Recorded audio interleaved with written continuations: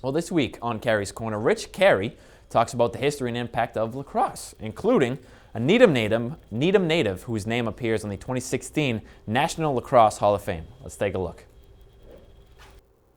Last week, we took you back in time to the origins of baseball, football, and basketball. Today, we'll trace the history of two other popular sports, lacrosse and hockey. Lacrosse, from the French meaning the stick, has been called the fastest sport on 2 feet, and it began in 1636.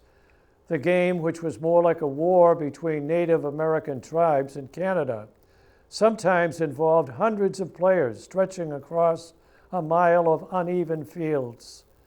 The modern game is much less aggressive, and one of the best players ever to play the sport is a young lady from Needham by the name of Margie Anderson. In 1982, Margie was the top scorer and captain of UMass's NCAA title team. In 1986 and 1989, she was a 2-time U.S. World Cup gold medalist and scored the game-winning goal in the 1989 World Cup final.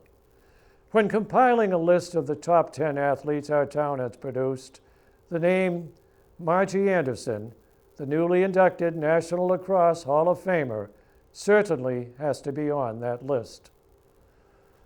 Ice hockey also came down to us from Canada, and although the game did not originate in the French-Canadian city, Montreal is at the center of the development of the sport.